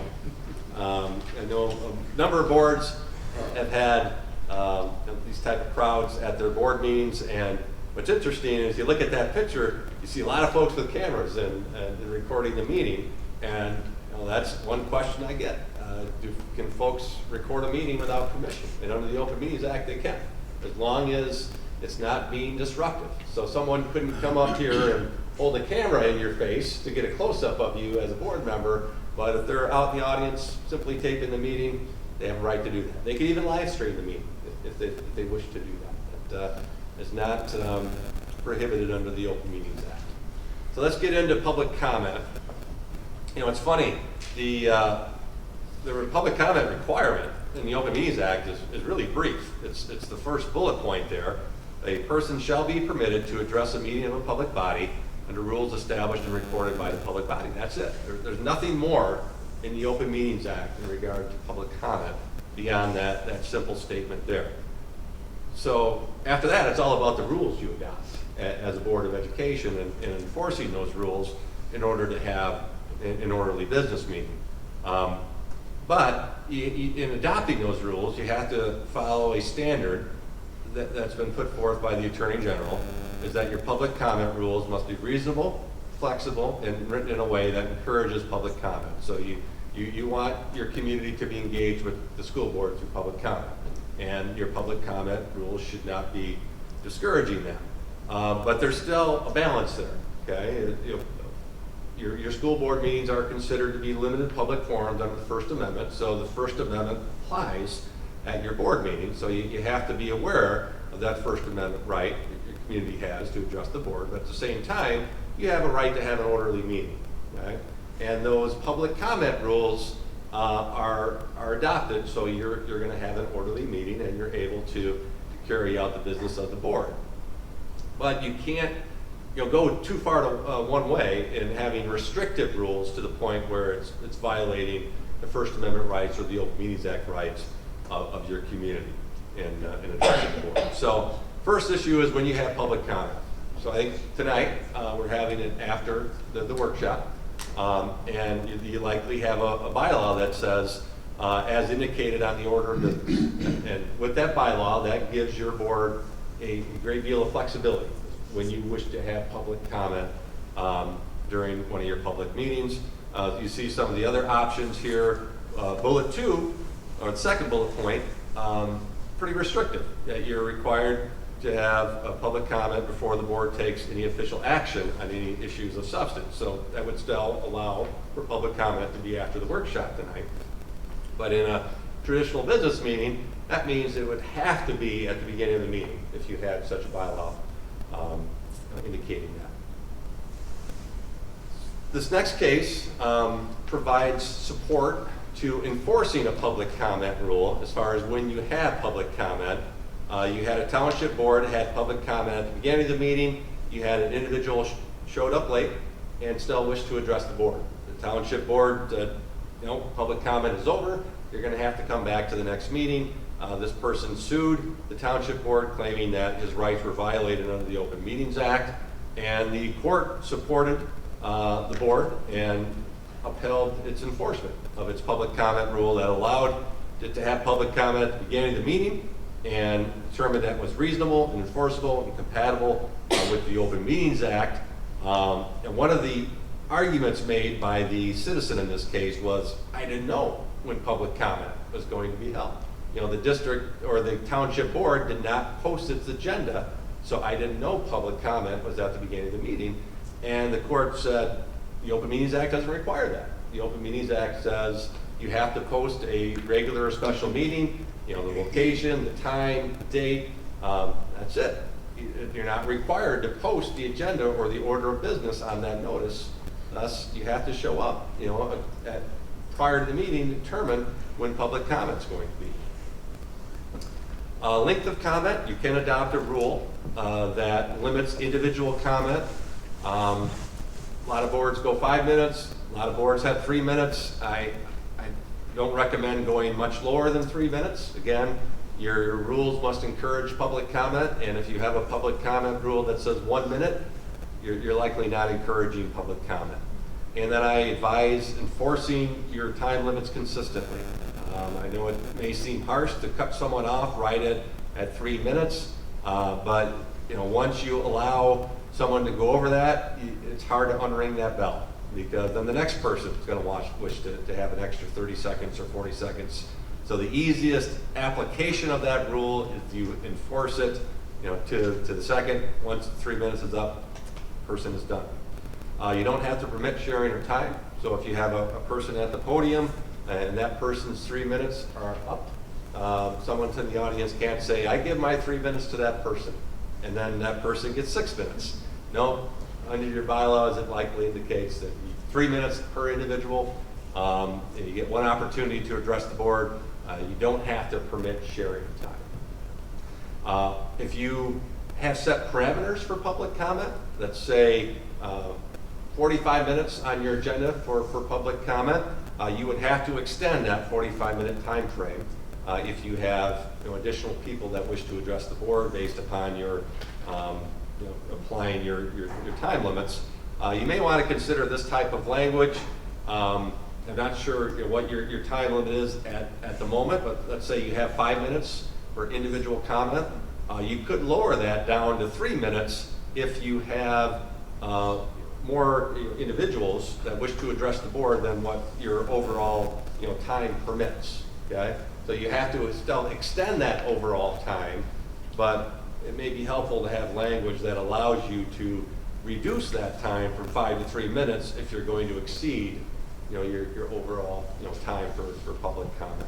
Brad, can Yeah. you, I guess I've seen other public bodies divide the time as an example to say, we're going to offer a 30-minute public comment period at the beginning of the meeting. If we need additional time, we'll offer a second public comment period at the end of the meeting that will go as long as necessary. Yeah, definitely. And that, in my opinion, that doesn't even have to be written into the rules. You could, I think what you're doing in that case, you have your initial public comment at the beginning of the meeting, and then, say on the agenda, 45 minutes to a half hour for public comment. But then you have maybe an audit presentation that is time certain, and then other presentations that you wish to get to. You simply table public comment at that time, and then you would take public comment off the table at the end of the meeting, and then you would finish up public comment. Quick question about videotaping. What if in the board presentation there's potential items that could be copyrighted, and someone's recording and it's potentially violating a copyright law? How do we address that as a board? I don't know if it's the board's obligation whoever owns the copyright, it's the person who owns that copyright would be responsible for enforcing it. Clearly not an expert on copyright law, but that would be my thought. Kind of the same thing with defamation.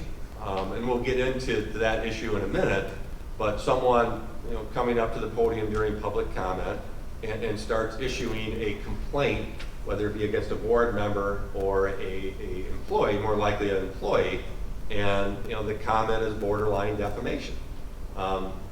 It's not the board's responsibility to determine whether that's defamation or not. As long as the complaint is related to the employee's duties and responsibilities, you have to permit that as a board. If it's defamation, then it's up to the employee to pursue a defamation claim against that person who's made that comment. And one of the elements of defamation, it has to be publicized. And in making a statement in a public meeting, automatically publicizes that statement, it publishes the statement. So whether you had 2 people in the audience or 30 people in the audience, it's considered to be a published statement under defamation. So we'll get to that issue in a minute when we look at complaints before board. This is a rule, put it in there because it was upheld by a court recently. You could adopt a rule that requires individuals to only address the chair of the board. Okay? So even if they're issuing a complaint against another board member, that complaint has to be presented to the chair. The person can't turn around to the audience and try to kind of get the audience roused up about the issue or specifically try to engage an individual board member. Under this rule, the individual from the community has to address the chair during public comment, and the court has upheld that. So complaints, here's an anonymous example. The board shall not permit complaints against school personnel to be expressed in an open meeting. Such concerns should be submitted in writing to the board and eventually aired in an open or closed session according to the wish of the person involved. Is that enforceable under the Open Meetings Act or the First Amendment? Now, originally it was enforceable under the Open Meetings Act, but now we have some cases that have interpreted our Open Meetings Act in terms of complying with the First Amendment, and that such a bylaw would violate the First Amendment, and the board meeting is a limited public forum. So you can't adopt a rule or bylaw that prohibits citizens from publicly criticizing or making complaints against a board member or employee by name during public comment. You can encourage individuals to process the complaint through your proper administrative channels. And that's what this language does here. You see that first bullet point, encouraging someone to go through the administration if they have a complaint against a teacher. And then the second bullet point is to put individuals on notice that, yes, you have a First Amendment right to make this complaint. However, be careful of what your statements indicate. Under the laws of defamation or invasion of privacy, you may be held legally responsible for your comments that are made during a public meeting. So if you're unsure of the legal ramifications for what you're about to say, you may want to consult your legal advisor. Personal attacks. This is a tough one. Drawing a line between what's a legitimate complaint and what is a personal attack. I think it's easier when you're looking at a staff member. But it's more difficult when someone is kind of going after a board member, particularly maybe on a particular vote that a board member made, or maybe conduct that relates to possibly the board member not being fit for office or something along those lines. Is that a personal attack, or is that a legitimate complaint? It's a tough line to draw. If I'm the chair of a board, I'm going to err on the side of caution. I'm going to allow most complaints against individual board members to be aired at a public meeting.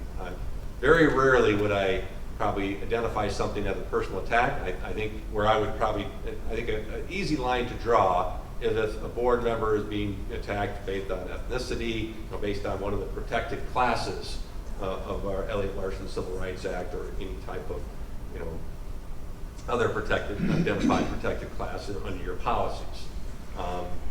Beyond that, it's really hard to determine, what would be a personal attack. Another example here. This relates to subject matter. So essentially, you have a bylaw that's trying to limit what may be brought before the board, and likely. This example is not enforceable under the Open Meetings Act, because you're essentially telling folks you're held to a different standard if you're not discussing an agenda item. And you have to give quite a bit more notice before discussing that. So a rule that limits public comment to agenda items only violates the Open Meetings Act. You have to allow comments that are within the board's jurisdiction. And obviously you have a lot of things within your jurisdiction when you look at your policy manual and how thick your manual is and how many pages it is. Repetitive comments. This is a case from the Sixth Circuit and applies to the same person saying the same thing.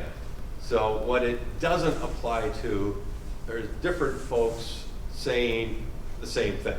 So under those circumstances, you would not be able to indicate that is off limits for public comment. But if it's the same person coming to meeting after meeting saying the same thing, you can likely regulate that under this case. And in this situation, you had parents of two football players who were kicked off the football team, and they wished to speak on that issue for a second time challenging the coach's decision, and the board wouldn't permit it, and enforced a bylaw that indicated that frivolous, repetitive, harassing comments were not allowed during public comment. The Sixth Circuit Court of Appeals upheld that, and that's our federal court of appeals. It applies to Michigan, Kentucky, Ohio, and Tennessee. And this was based upon the Tennessee Open Meetings Act case. So I've always felt there was some limited application to it because there could be some nuances between the Tennessee Open Meetings Act and Michigan's Open Meetings Act. But from a First Amendment perspective, you could have a rule that restricted those type of repetitive comments. So public meetings in large groups. So just some other general issues that could apply when you have a large group attending a meeting and wishing to engage in public comment. First of all, you can't restrict public comment to residents. Okay? Everyone is permitted to address the board, but you can have folks identify themselves and provide the intent that they wish to address the board. Okay? So it's essentially a sign-up sheet. That is permissible under the Open Meetings Act and enforceable. Now you can voluntarily, you can ask that citizens voluntarily provide information, maybe in regard to what they want to talk about or their residence, but you can't require that information to be provided. You can only require a name and their intent to address the board. If you have a large group that wishes to speak on one particular item, you can ask them to designate a spokesperson, but again, that is simply a request. If all 10 people wish to address the board, they have a right to do that. I mentioned tabling comment until later in the meeting, again, kind of splitting it up.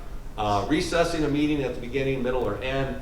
You may consider recessing a meeting at the beginning of a meeting if you have a large group, then you're unable to attend or unable to accommodate that group. So, you're meeting in the auditorium, obviously you can accommodate a very large group, but if you're having a meeting in a library where the capacity wasn't as large, you could recess that meeting, reconvene it 30 minutes afterwards and bring everybody in here to the auditorium. That would be permissible.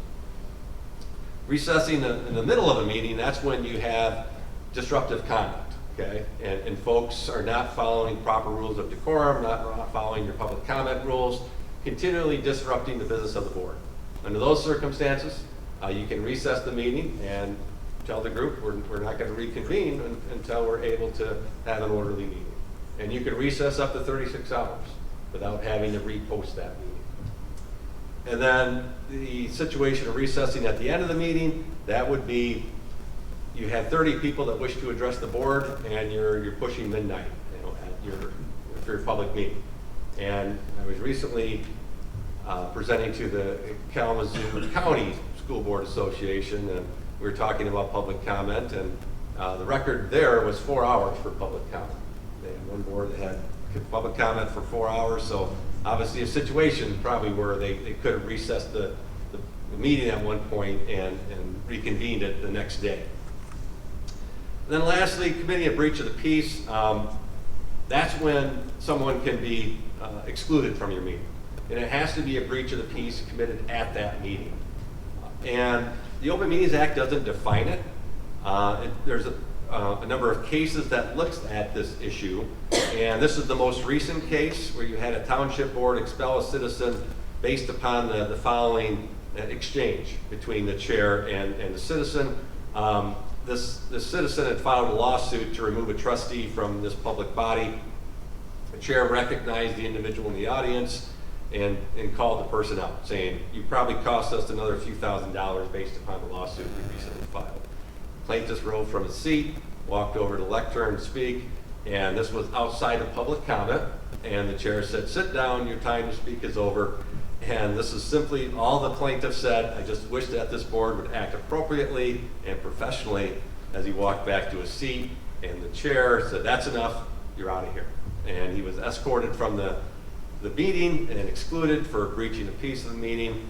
And the court looked at that and said, "No, that's not what we consider to be a breach of peace of a public meeting.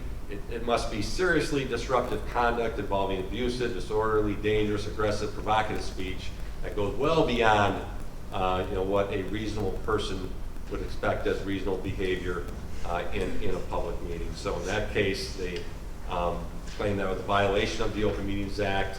The trial court upheld the expulsion, but the Court of Appeals reversed that. Just a few quick comments on minutes. For public comment, you're not required to document what everyone says during public comment. You're not even required to paraphrase it. You can take a very minimalistic approach, say public comment, audience participation in your minutes, no action taken, and that would be legally sufficient in order to document public comment in your minutes. That's what I recommend. Now, it's a board decision as far as what you want your minutes to reflect for public comment. So ultimately, it lies with the board. And if a community member is not happy with what has been put in the proposed minutes on what that person said during public comment, that person could take it up with a board member and try to get the minutes amended when they're presented at the next meeting. But it's board decision ultimately what those minutes say when the minutes are presented to the board for approval. Meeting agendas. You're not required to have an agenda. It is a function of Robert's Rules of Order. And I thought I might have had these mixed up, but and it's covered by your bylaws and policies as well. So traditionally, the president drafts the agenda in consultation with the superintendent, and it becomes binding when it's adopted by the board soon after the meeting is called to order. The appropriate time to amend an agenda is when it is presented to the board for approval. If the board adopts the agenda, then that issue can be discussed during the meeting in compliance with Robert's Rule of Order. If it's adopted as amended. And if adopts the agenda without any new discussion item, and then if something is allowed to be discussed and acted on without it being on the agenda, arguably, that's a violation of Robert's Rules of Order, and the president should attempt to rule something out of order that is not identified on the agenda. But ultimately, agendas are a function of Robert's Rules of Order, and if there is a misstep in regard to applying an agenda to one of your meetings, it's not a violation of the Open Meetings Act. It would, at most, be a violation of Robert's Rules of Order. And just a quick point on parliamentary procedure: if your board does follow Roberts, it's a best practice to do that. Just so you have some additional guidance for a meeting beyond what's in the Open Meetings Act, but it can't supersede Michigan law. Okay, so you want to make sure you're only following Roberts to the point where it's not contrary to Michigan law. And one big issue would be, what Roberts constitutes as an action of the board. Under Roberts, a 3-2 vote with 5 board members present would be a valid vote. But that's not valid under the revised school code. If you have 5 board members present, you would have to have a 4-1 vote. And then another issue is to what extent the board president can vote and make motions. The board president, just like the 6 other board members, have been elected to the board. You don't lose the ability to be an elected official just by giving the title of being president. So your board president can participate on the same basis as other board members, and you can have a bylaw that clarifies that. And then this is the school code standard for when a board legally acts. Has to be at an open public meeting. Majority vote of the members elected to and serving on the board. So 7-member board, you always need 4 votes unless you have 2 vacancies, and the voting threshold would go down to 3. Then a proper record made of the vote that indicates how each board member voted. If you do that, you've met the legal standard for having a legal vote of the Board of Education. Then that brings us to just the last slide, OMA enforcement and penalties. You see the civil liabilities, up to the $500 plus court costs. But the big one here is attorney's fees.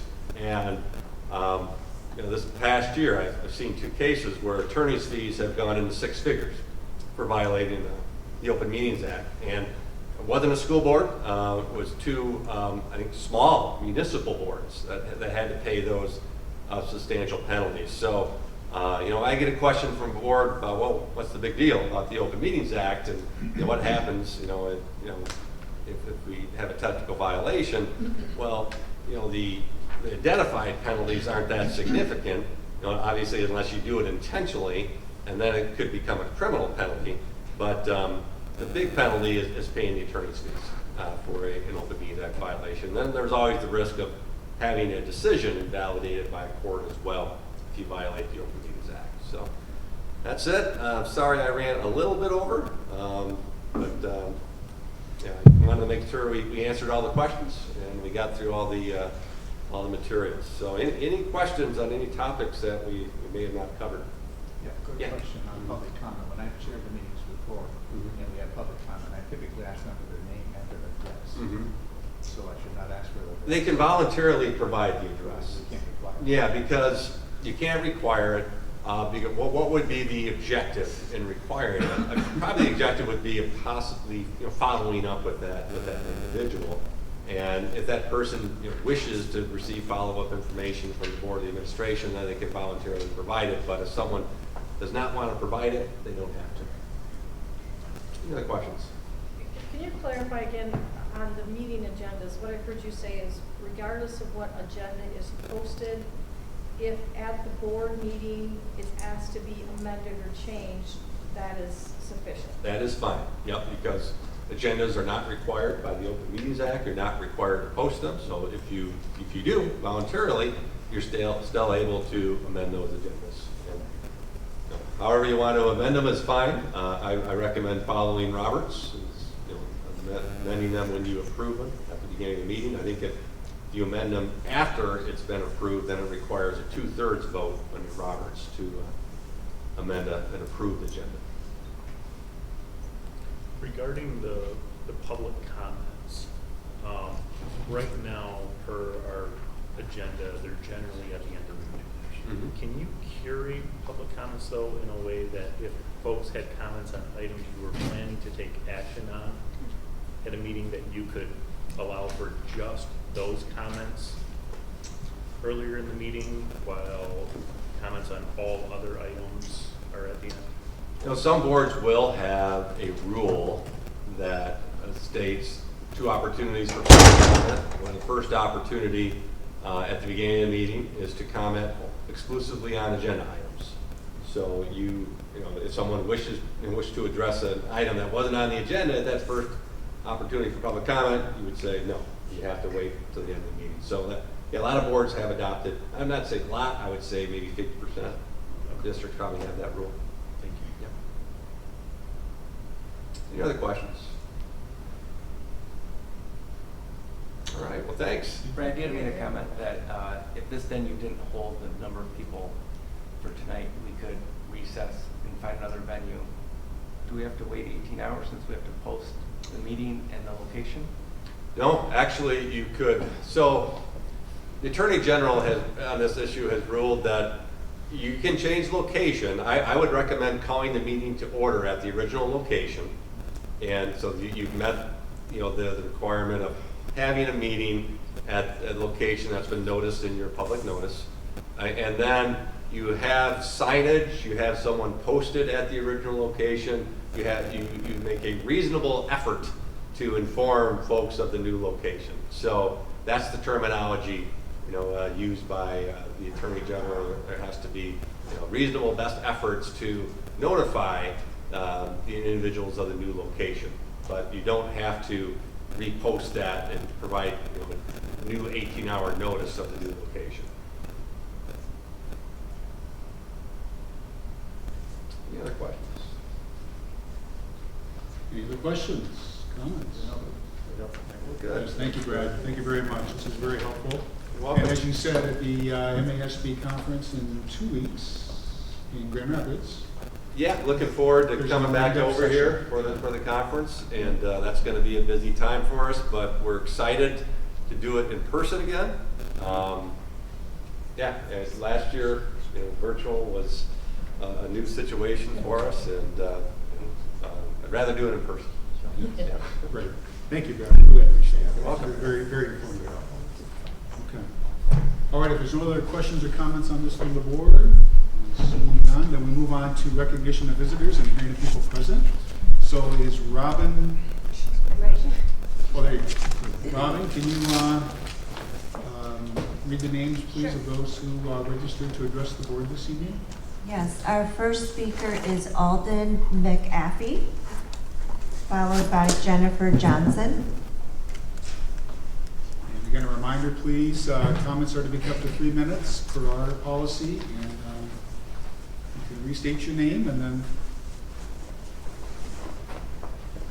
Name's Alden McAfee. I'll be quick. I just want to say that, just a reminder, just because you can doesn't mean that you should. I ask that just because you can wait up to 18 hours before something's posted, we don't wait till 18 and 25 minutes before the time of the meeting so families have time to prepare. That's all I got. We'll see you next week. Thanks. Okay. Thank you for your comments. Thanks, Robin.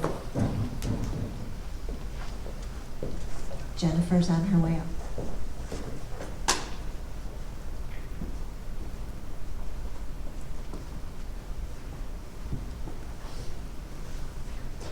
Good evening, I'm Jennifer Johnson. I just wanted to come up here and say that there's been a lot of ugliness over the last several months. I attended my first meeting back, I think, in March. And I've been speaking to a lot of people besides just the few people that show up here or the many that show up here. And you have a lot of support and you have a lot of appreciation, and I just wanted to let you know that and just say thank you. Your community believes in you and we appreciate all you do. Thank you. Thank you for your comments. Aaron Doobie.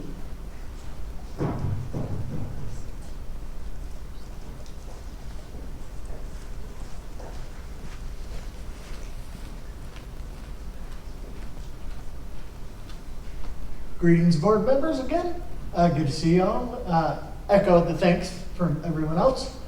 If you are unaware, I know maybe one other person in this room who likes water polo as much as I do. If you recall, the past 2 years, the boys water polo team has come up and you announced them as state winners and you got to shake their hands, and all was awesome. If you don't know, 7 of those young men just won the Big Ten Division water polo championship in Iowa this past weekend, and they will be going on to play in nationals, and that is awesome. I especially want to thank you on the board because I fully believe a huge part of that success is from your approval of our amazing new competitive pool. I have been around water polo here for a while. I've been able to see, like, okay, we were like, I didn't know state championships were a thing in water polo, to now, all this time later, we're dominant. And a big shift of that happened thanks to around the timing of that new pool. And these kids that are out there making us proud came about through a program, through that amazing equipment. So thank you for caring for those kids as well. I know a lot of times resources just go to football and that's it. So thank you for investing in those youth as well. They are out there doing us proud. Thank you very much. Thank you for your comments. Go Spartan water polo. That's it for the speakers for this evening. Okay, that's all we had to address the board. We'll do a round table and then we will adjourn. Chad, any comments? Or? Just thank you for the training. This was very helpful. I learned a lot. I think it'll be helpful for us to have some follow-up dialogue in a future work session about what does it mean for committees and how we want to or don't want to leverage committees and conduct business with committees or not.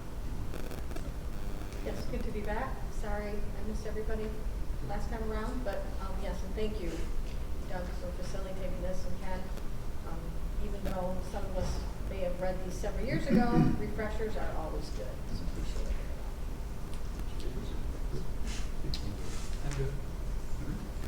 Great training. Thank you. Okay. All right, with that, can I have a motion and a second to adjourn the meeting, please? So moved. Motion by Chad Tuttle, support from Steve Auerman. All in favor, say yes. Yes. Opposed, no. We are adjourned. Thank you, everyone. Thank you for coming out this evening.